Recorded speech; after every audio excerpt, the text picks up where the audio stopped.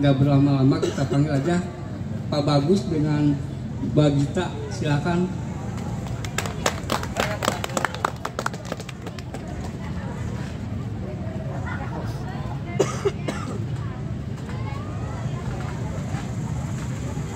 Jadi ditinggalin, Mbak?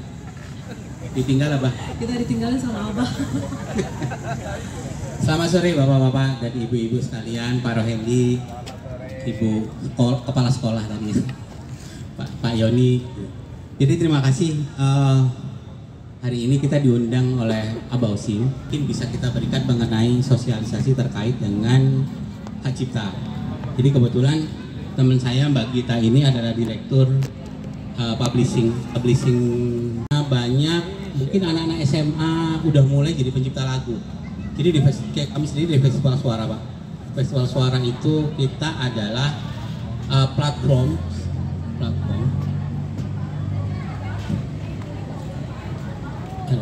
Jadi kita adalah platform untuk melindungi hak cipta, terutama tentang musik. Di mana musik sekarang itu dijadikan banyak diupload ke YouTube, gitu kan? Diupload ke YouTube.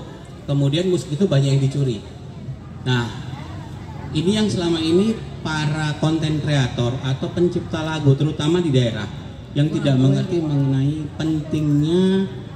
pentingnya untuk melindungi hak cipta atau karya mereka agar tidak diduplikat atau agar tidak tidak disalahgunakan. Karena kan setiap musik itu bisa menjadi bersifat menjadi nilai ekonomi. Nah, pentingnya makanya di sini banyak pentingnya kita untuk berbicara terkait dengan bagaimana sih caranya melindungi hak cipta atau karya kita, terutama musik atau lagu. Yang dikatakan orang tuh kalau kita melindungi hak cipta itu selalu bayar, padahal gratis. Kalau di Festival Suara gratis, cukup daftar saja. Begitu juga dengan Pragita, karena kebetulan Pragita adalah partner kita, jadi makanya kemarin saya undang. Jadi kenapa kok Pragita ini memang dia udah lumayan besar, Pak. Lumayan besar, kenapa banyak karya-karya Pragita yang sekarang tuh ada di mana-mana ya, di mana kira-kira? Kita ini ada sekitar 7.000 katalog ya Pak ya, kurang lebih 7.000 katalog dengan 400 komposer, songwriter. Salah satunya itu ada Diani Caknan kalau untuk di Pragita sendiri. Lalu ada Triswaka, ada Arfian Dwi. Kalau anak-anak zaman sekarang nih, kids zaman now kan biasanya tahunya yang opa-opa Korea ya, itu Arfian. Nah itu masih banyak lagi sih Pak gitu. Nah, kalau Pragita memiliki 7.000 karya, ini hanya salah satu partner dari Festival Suara. Festival Suara punya 19 publishing selain Pragita. Jadi festival sendiri punya 25.000 lagu yang pemiliknya adalah publishing. Jadi di Festival Suara selama ini orang nggak ngerti kalau anak SMA sering pakai gitaran, lagunya apa di gitar gitu kan, lagunya Diani Caknan di gitar, terus di cover jadi uang. Tiba-tiba lagunya nggak jadi uang lagi. Kenapa? Karena diklaim oleh publishing. Nah, Festival Suara membantu supaya kan kadang-kadang kita mengcover lagu, kita nggak kenal siapa sih Diani Caknan, nomor teleponnya berapa sih, gitu kan? Nggak ngerti dong. Nah, Festival Suara itu akan yang menghubungi pihak Pragita, pemilik lagu, agar bisa di cover dan itu gratis, nggak ada potongan biaya apapun, dan kita jamin bahwa nilai ekonomisnya juga tidak akan berkurang, karena kita udah bikin perjanjian dengan semua publishing partner dari Festival Suara untuk kalau ada orang mengcover lagunya pencipta itu harus diperbolehkan.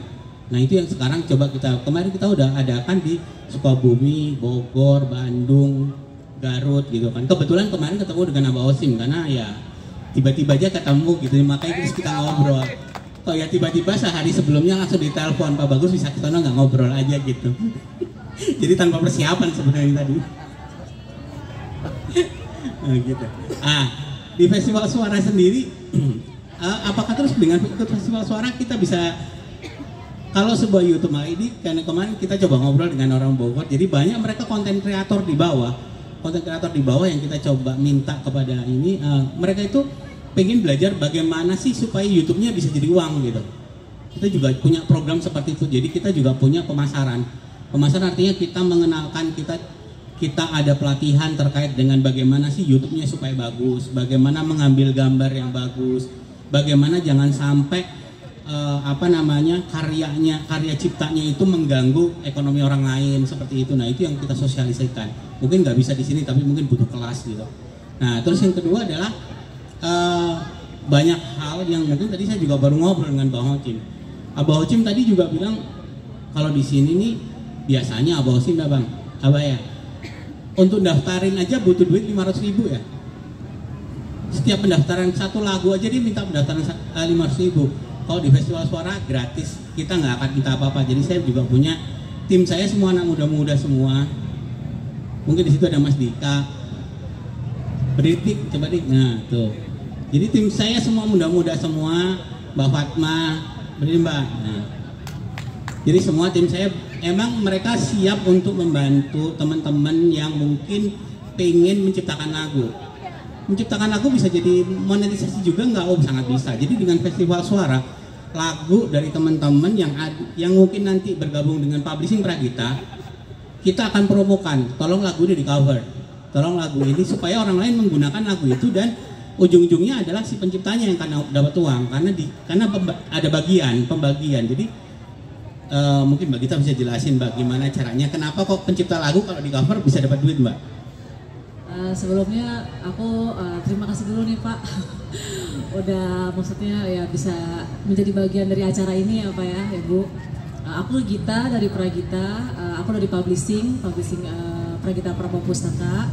Nah kebetulan publishing sendiri itu sebenarnya adalah kita seperti mengkoleksi sih Pak, mengkolektif nilai-nilai ekonomi apapun itu dari karya ciptanya sendiri gitu. Sebenarnya itu tujuan awalnya publishing. Selain mengkolektif juga melindungi Pak, karena kan lagu itu kan sebenarnya istilahnya tuh ada KTP-nya sebenarnya Pak ya. Setiap lagu itu ada KTP-nya dan tidak dipungut biaya sama sekali.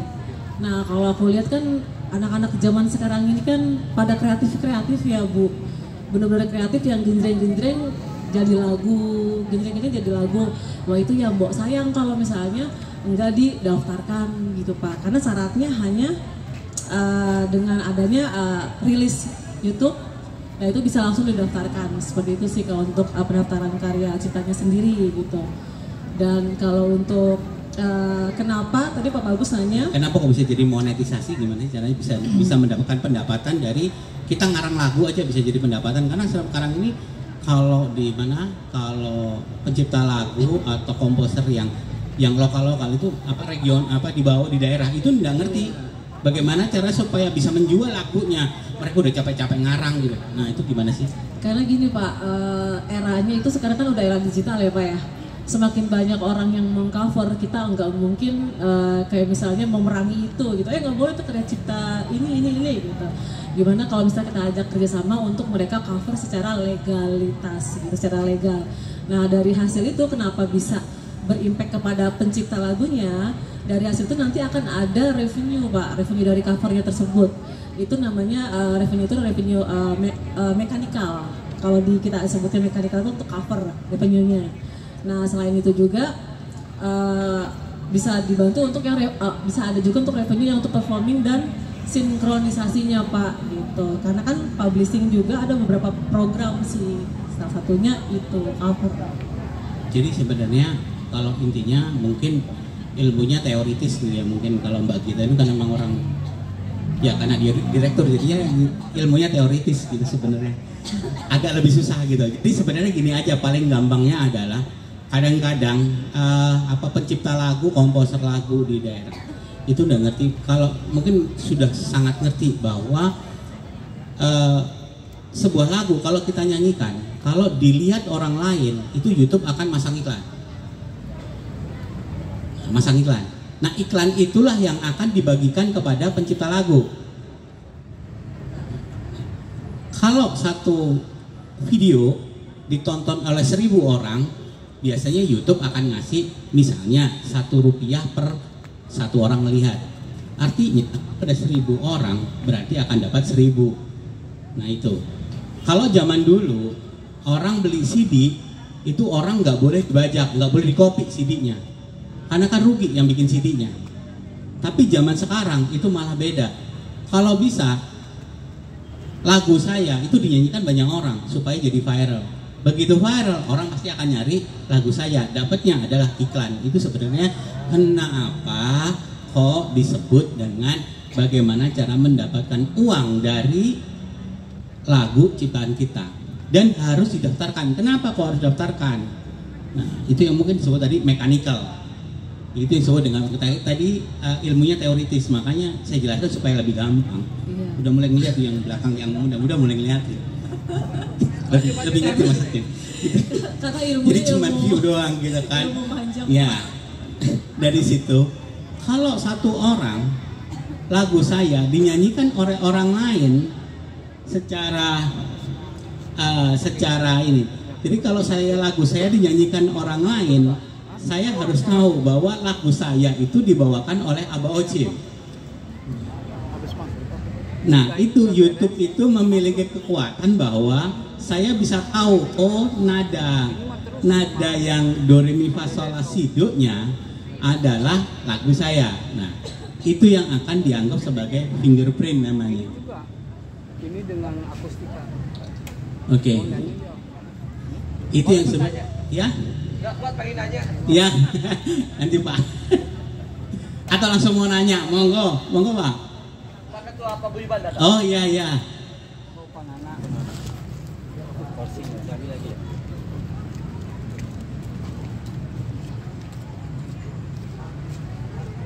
Selamat datang Pak Nana.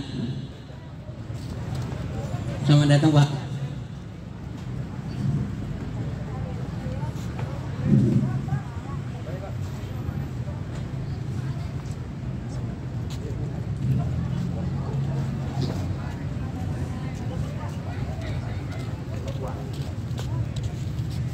Boleh saya tulisan Pak?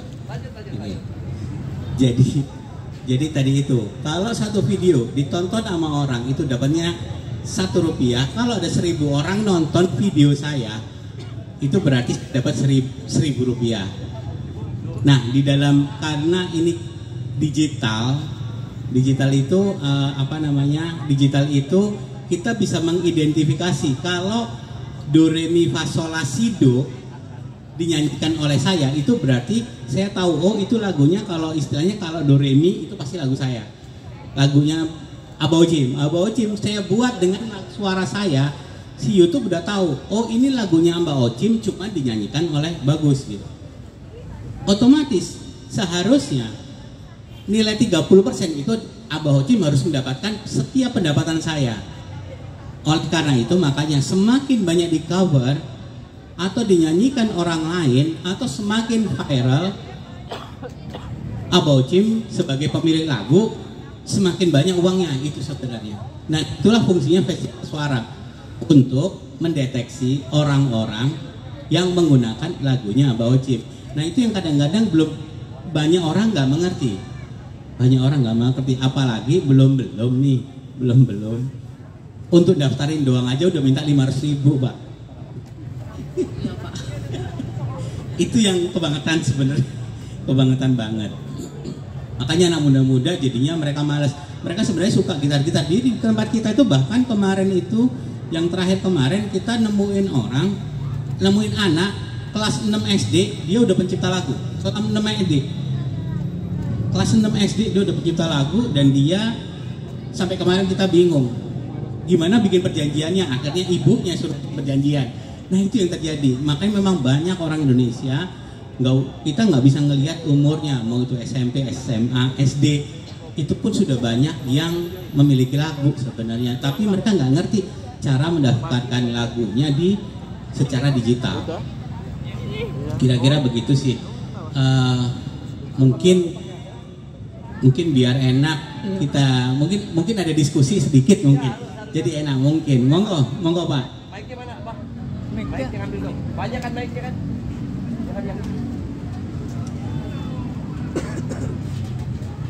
Jujur ini tanpa persiapan Pak, jadi kan kita kaget sebenarnya. Kita kaget, saya telepon Mbak Gita, bisa nggak kita kesana? Ya udah, yuk jalan gitu. Tanpa persiapan Pak, biasanya kita ada semacam kayak kelas kecil gitu. Emang para pemusik, tapi juga nggak berarti bahwa kita juga punya program nggak cuman pemusik, tapi kita juga punya program seperti tadi saya lihat nari-nari. Kita punya program namanya Yuk Kolaborasi Indonesia. Yuk Kolaborasi Indonesia itu adalah bagaimana mempercepat monetisasi dari YouTube teman-teman yang masih dari nol. Itu kita juga punya program seperti itu Pak di Festival Suara. Dan itu udah lumayan besar sih. Kemarin dari kita punya dari nol kita bikin program itu hampir 8 bulan yang lalu. Jadi kita mulai dari nol kemarin sekarang sudah hampir sekitar 500 channel yang udah ada kita dan 300 diantaranya udah monetisasi. Jadi mereka udah dapat penghasilan. Ji, tolong Ji.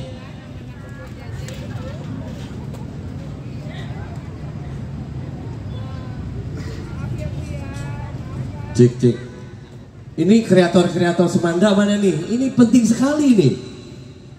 Saya lihat tadi di belakang ada Kang Ami Aminuddin. Kang Ami penata musik juga, ada Kang Endang dari Asosiasi Seniman Beduk Pandeglang. Ini penting nih teman-teman. Kalian pasti semua punya channel YouTube kan? Dan pasti semua belum monetisasi. Nah ini kita saatnya bertanya nih pada ahlinya. Yang pertama kami ucapkan terima kasih atas kehadirannya Abang di sini. Perkenalkan saya Rohendi dari Paguyuban Pasundan bersama alhamdulillah ketua hadir di sini, Pak Ketua Paguyuban Pasundan Provinsi Banten. Jadi Paguyuban Pasundan itu sebagai komunitas yang telah lahir sejak tahun 1913. Jadi ini kelompok masyarakat yang paling tua di Indonesia sebelum Budi Utomo bahkan. Walaupun namanya Paguyuban Pasundan itu bukan berarti primordial orang Sunda. Malah karena waktu itu kumpulnya di Bandung, di Pasundan, maka seluruh aktivis-aktivis pergerakan kemerdekaan itu ada di Bandung dan kemudian membentuk organisasi masyarakat namanya Paguyuban Pasundan. Dan kami di sini Paguyuban Pasundan Provinsi Banten dengan motifnya itu menghilangkan kebodohan dan kemiskinan. Makanya di Bandung itu kan banyak sekolah Pasundan dari mulai SD, SMP, SMA hingga perguruan tinggi kan, Universitas Pasundan yang jurusan musiknya juga keren ya. Nah, pertanyaan saya ini Provinsi Banten, kebetulan saya sehari-hari juga di Dinas Pariwisata Provinsi Banten nangani bidang ekonomi kreatif. Yang dari 17 subsektor itu ada seni musik, ada seni pertunjukan. Musik malah beda tuh dari seni pertunjukan. Artinya ini sangat beririsan. Mudah-mudahan nanti kita bisa berlanjut. Saya akan ini kalau di sini kan luas dan teman-teman. Terima kasih selamat datang Pak Ali Hanafi. Ini Pak Sekjen KNPI. Terima kasih Bapak. Semakin sore semakin karena memang kita nongkrong. Tongkrongan di sini tuh. Pertanyaannya satu saja deh, tapi pasti jawabannya panjang. Bagaimana caranya bergabung? Apa saja syaratnya? Misalnya harus sudah karya dulu, atau harus sudah punya channelnya tersendiri di YouTube atau di mana gitu? Supaya karya-karya kita ini menghasilkan bagi kita sendiri. Contoh, saya Rohendi walaupun di Dinas Pariwisata serta aktif di Paguyuban Pasundan dan jurusan saya jurusan seni tari, tapi saya mencipta lagu untuk Banten, alhamdulillah banyak. Dan lagu saya lumayan juga dipakai oleh sekolah-sekolah, oleh lembaga-lembaga. Bahkan Abu Hacim juga sudah merilis juga ya. Lagunya Banten Jawara itu pasti kemana-mana pasti disetel. Dan saya tidak bisa lagu ini diapain gitu. Memang belum juga jadi apa-apa. Saya sudah daftarkan ke Haki memang lagu itu. Tapi sampai hingga saat ini belum keluar itunya, entah ada kendala apa. Terus lagu-lagu yang lain. Jadi saya ingin jawaban supaya teman-teman juga yang sudah punya lagu, banyak di Banten punya lagu. Tapi ketika suruh nyanyi lagu daerah pasti cincang keling, masak ngapung luhur, jauh dia masih ke Jawa Barat. Mengapa? Berarti lagu di Banten belum viral gitu ya, belum mendapat disukai di mobil-mobilnya para pejabat, di mobil-mobilnya para masyarakat Banten gitu. Nah, bagaimana supaya lagu ini menjadi viral pertama? Kedua, bagaimana lagu ini bisa menghasilkan uang? Dan apa syaratnya supaya kami bisa bergabung dengan festival musik? Terima kasih. Assalamualaikum warahmatullahi wabarakatuh. Harusnya dari kemana dapat royalti tuh, Pak? Jadi gini, Pak. Bagaimana untuk bergabung di tempat kita? Kita udah ada platformnya, tinggal pakai kayak kita tinggal ke www.festivalsuara.com, kita daftar dan itu gratis. Kita nggak ada pungutan biaya apapun, gratis semuanya. Bahkan kalau kita perlu untuk penyuluhan, sosialisasi, kita pasti datang.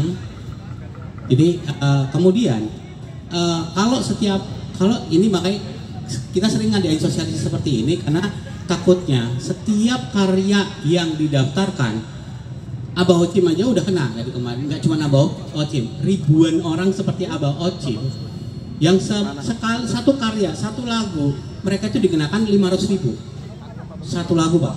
Sedangkan banyak pencipta musik itu satu orang tuh bisa punya lebih dari 100 misalnya, kan lumayan gitu kan. Itu kita gratis, Pak. Kita tidak pungut biaya apapun. Kita nanti pada saat itu tinggal daftar saja ke Festival Suara. Kemudian di sini juga ada banyak. Jadi biasanya kalau Mbak Gita, karena kalau nggak buru-buru, biasanya Mbak Gita bawa timnya banyak banget. Langsung pendaftaran gitu. Kalau itu memang ada, memang khusus mengenai talk show kita diskusi terkait dengan bidang musik. Tapi kemarin kita belum tahu arahnya kemana, jadi kita bingung kita mau bawa orang berapa gitu. Jadi teman ini banyak tim saya di sini. Ya terus yang kedua kayak contohnya tadi Jawara Banten ya Pak? Apa? Banten Jawara ya Pak. Nah Banten Jawara contohnya kayak Pak Rohindi tadi, Banten Jawara Pak. Banten Jawara sebenarnya di dalam dunia digital, Banten Jawara pasti terdiri dari notasi musik. Ada notasinya kan Pak? Do, re, mi, fa, solnya pasti ada. Kemudian ada liriknya. Nah, fungsinya dari Pragita itu akan membuat satu kode khusus dari namanya itu fingerprint. Fingerprint dari setiap lagu atau notasi musik itu yang bisa didaftarkan. Oleh karena itu, untuk mendaftarkan pasti harus memiliki lagunya seperti apa, musiknya seperti apa, kan harus ada minimal itu pernah dibikinin songguide-nya ya, songguide-nya dan itu diupload ke YouTube Pak, atau diupload ke digital. Nah pada saat ke-upload ke digital biasanya teman-teman di sini langsung main aja upload di YouTube karena YouTube kan gampang banget Pak. Sebenarnya itu kesalahan besar. Itu kesalahan besar banget. Kalau di Amerika memang digituin nggak apa-apa, tapi di Indonesia nggak bisa kayak gitu Pak. Jadi kalau Bapak langsung upload ke YouTube Banten Jawara tadi, saya tarik dari YouTube, saya daftarin ke Mbak Gita, secara internasional bukan lagunya Pak Rohendi, lagunya lagu saya. Nah, itu dia. Itu masalahnya Pak, yang terjadi seperti itu.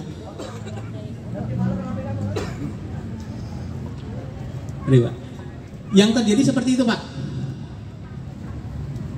Itu yang terjadi Pak sekarang ini. Kan banyak lagu-lagu seperti itu, makanya itu fungsinya memang Pragita ini udah mulai gede Pak. Pragita sendiri di Jawa Timur udah terkenal banget. Jadi dia memang gede banget. Memang sekarang kita lagi banyak acara-acara kayak di Bali, di Jawa Timur, di Sumatera. Kita lagi fokus ke Jawa Barat sekarang ini. Nah, jadi lagu kayak Banten Jawara tadi, begitu tidak didaftarkan ke publishing, begitu Bapak upload ke YouTube, terus saya dengan iseng saya download, saya daftarin ke Pragita. Orang-orang yang menggunakan lagu-lagu Banten Jawara tadi, saya bisa dapetin uang Pak. Dan Bapak nggak bisa ngeklaim apa-apa. Jangan-jangan sudah nih. Saya nggak ngajari loh Pak, saya nggak ngajari. Cuman itu yang terjadi Pak. Saya ngomong apa adanya, itu yang terjadi. Maksud saya, segeralah kalau memang. Jadi memang kreator itu kadang-kadang ya udah ngawur aja di upload ya. Nah, itu masalahnya itu. Jadi kalau kita bantuin. Jadi kita bantuin aja untuk mendaftarkan lagu-lagu itu ke publishing. Jadi lewat kita saja langsung bisa kita daftarkan, dan itu gratis. Kita nggak akan ambil apapun dari situ. Tinggal upload aja gratis. Pasti pertanyaannya jadi bingung loh. Terus dapatnya dari mana? Banyak Pak pertanyaan kita Pak. Karena memang kita ada perjanjian khusus dengan Pragita. Dia sendiri sebagai manajemen memang dari luar negeri udah ada uangnya gitu Pak. Jadi itu udah beda lagi. Makanya kalau ke pencipta itu memang ada kita membantu untuk manajemen karyanya. Terus yang kedua, Banten Jawara dinyanyiin saya ambil itu lagunya. Padahal Pak Rohindi yang nyanyi di situ, tetapi Pak Rohindi gak bisa ngeklaim. Karena kenapa? Kan udah saya daftarin secara komposisi tadi, dianggapnya sebagai komposisi lagu Pak. Kemudian lagu Banten Jawara dia nyanyiin oleh Aba Ocim. Aba Ocim tidak akan bisa daftarin ke Pragita lagi karena sudah saya duluan. Tetapi kalau Aba Ocim ternyata viral, yang dapat duit saya lagi, Aba Ocim nggak dapat duit. Itulah yang terjadi Pak. Makanya butuh viral itu seperti itu. Nanti kalau untuk itu Pak saya tambahin, kalau misalnya Bapak mau cek Mbak Gita, aku mau dong cek lagu aku kira-kira udah yang daftar atau belum. Aku nanti aku bawa laptop, aku bisa cek. Kita punya CMS Pak. Kita ada IT-nya sendiri, CMS-nya sendiri, nanti saya bantu cek untuk lagu-lagunya. Jadi publishing itu memiliki satu tools, satu aplikasi, satu sistem, di mana dia bisa ngecek apakah Banten tersebut udah terdaftar atau belum. Jadi apakah Banten Jawara tadi itu sudah dimiliki orang lain apa belum? Itu ada Pak, ada alatnya sendiri. Jadi memang dia bidangnya di situ gitu.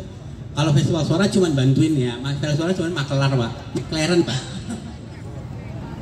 Cuman McLaren aja, cuma McLaren kita punya 19 publishing, kita bisa band, tapi kita McLaren aja sebenarnya kalau Festival Suara, cuma sebelum membantu aja gitu Pak. Kira-kira gitu Pak. Nah kalau jadiin viral gimana? Viral beda lagi, kita ngomong viral beda lagi. Itu makanya sebenarnya lagu atau karya musik yang sekarang Pak, yang bisa menjadi istilahnya bisa menjadi pendapatan. Kalau semakin banyak orang jadi konten kreator di Banten, pasti ekonomi kreatifnya semakin naik, udah pasti Pak. Karena duitnya masih banyak kan Pak. Jadi kalau daerah dengan banyak YouTuber terus banyak konten kreator, apalagi dari lagu, karena yang bisa dimonetisasi sampai saat ini ya Pak, sampai saat ini itu paling gampang untuk dimonetisasi adalah lagu. Meskipun tari bukan berarti nggak bisa. Lagi diskusi. Udah. Pertanyaan, Jojong. Oh mau nanya, monggo Mas, monggo nanya. Selamat sore Pak. Saya dari mantan ketua RBI Banten yang ke-7. Mau tanya nih kan, saya kan punya band ya. Di situ kan ada lagu ciptaan sendiri gitu kan. Terkadang saya udah ngupload ke YouTube, terus YouTube-nya itu keblokir gitu kan. Nah itu pertanyaan saya itu apakah harus didaftarkan dulu di Mbak Gita ya? Apa gimana gitu kan? Soalnya kan saya nggak tahu tuh langkah-langkahnya gitu kan. Jadi lagunya keblokir sendiri berarti? YouTube-nya, channelnya. Iya. Diblokir sama YouTube, padahal lagu ciptaan sendiri gitu, yang kita upload gitu kan. Sebentar, saya berarti tanya dulu sebelum ke Mbak Gita, karena Mbak Gita lebih karena lisensi musiknya. Jadi channelnya keblokir itu ya, channelnya sendiri keblokir, ada dua kemungkinan.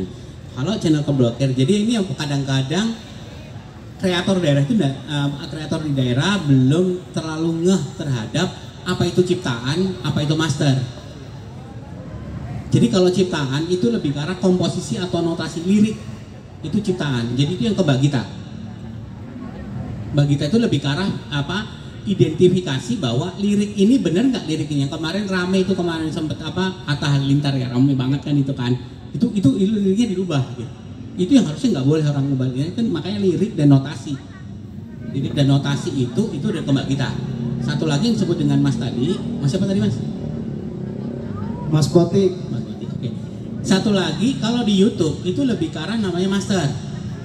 Jadi kalau kita udah tambahin instrumen, nyanyi bener di dalam rekaman ada instrumennya, ada segala macam lengkap lah. Itu udah diproduksi untuk didengerin orang. Itu namanya master. Nah, pertanyaannya di blokirnya itu apakah channelnya, apakah memang satu lagu itu ataukah ada videonya terus gak ada lagunya gitu. Channel YouTube ya. Kalau channel YouTube ada dua lagi. Banyak banget Mas. Jadi kalau channel YouTube kita ngurusinnya banyak lagi. Apakah passwordnya ngerti? Yang pertama. Yang kedua, apakah channel itu kena spam? Jadi biasanya sekarang kalau kita tadi itu kadang-kadang orang gitu kan, orang ya kita banyak keluhan seperti itu Pak, jujur aja karena memang kita sistem jadi kita banyak udah monet tiap bulan dapat 11 juta tiba-tiba nol aja karena diblokir Pak. Nah itu yang kadang-kadang kita butuh diskusi kayak gitu kan, karena orang malas jadi kan, kita bantuin kayak gitu dan itu gratis, kita konsultasi dengan tim saya gratis semua Pak. Kalau seperti itu berarti penanganannya adalah pertama itu pasti bisa dibalikin kalau kita komunikasi ke YouTube. Tapi kalau sebagai pemilik channel biasa pasti agak susah. Karena kita memiliki platform, kita biasanya emailnya beda gitu kan. Ke mereka pasti merhatiin karena kita punya 3.000 channel di belakang. Kita bisa minta tolong gitu. Nah itu sebenarnya yang terjadi. Jadi kita bisa bantuin nanti kalau ke teman. Kalau monet itu jauh lebih gampang. Udah monet belum? Belum. Masih baru, bikin aja lagi mas. Bikin lagi ya. Enggak, soalnya kan rencana sih pengen bikin mini album gitu kan. Terakhir itu saya mau ciptain lagunya Banten in Love gitu kan. Tapi mau saya upload gitu, takut kena lagi gitu kan, makanya di pending dulu gitu kan. Ya nanti ada metode, kalau itu nanti ikutnya ke tuh yang dipakai Bang VJ itu ada tulisan New Collab. Itu tuh berdiri aja. Siap. Nah tuh. Itu tulisan New Collab, ngonten langsung cuan. Itu ada program lagi khusus, jadi dari situ bikin aja dari nol, ngobrol gitu kan, ngomong VJ. Nah kayak gitu. Kalau karya ciptanya diserahin ke kita. Karya cipta tadi ya. Iya. Karena itu penting. Jadi sebelum kita bikin konten, sebelum kita bikin apapun, kalau lagu sebaiknya ngobrol sama publishing dan bisa lewat kita. Jadi lewat kita akan daftarin ke Pragita dan otomatis kita jamin bahwa itu pasti terlindungi. Siap. Gitu. Makasih. Iya. Ada lagi? Udah gitu. Karena kalau untuk Mas aku tambahin ya, kalau untuk publishing syaratnya itu hanya satu karya ciptanya itu sudah ada. Terus yang kedua nanti untuk identitas aja Mas, seperti KTP, NPWP, email aktif, nomor rekening. Itu NPWP band apa pribadi, perorangan? NPWP penciptanya sendiri, karena Pencipta. kalau misalnya Mas yang nyiptain, mesti NPWP Masnya gitu, nggak bisa band. Nanti transfernya ke rekeningnya Mas kan? Iya. Kalau 4 penciptanya lagunya ada 4, ya 4-4-nya. Tapi nanti diserahin ke satu orang gitu kan ya? Orang, biasa. Oh, seperti itu ya. Itu Terima aja. kasih ibunya. Ya, nggak ada lain-lain, Mas gak ada bayar-bayaran. Nggak ada bayar-bayaran sih.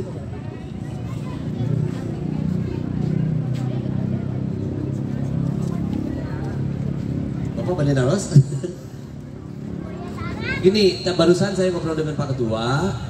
Mohon satu saat kami akan kumpulkan teman-teman paguyuban Pasundan yang memiliki karya dan karyanya mudah-mudahan belum diapa-apain dari semua pihak lah ya, bukan hanya paguyuban Pasundan, siapapun di Banten ini.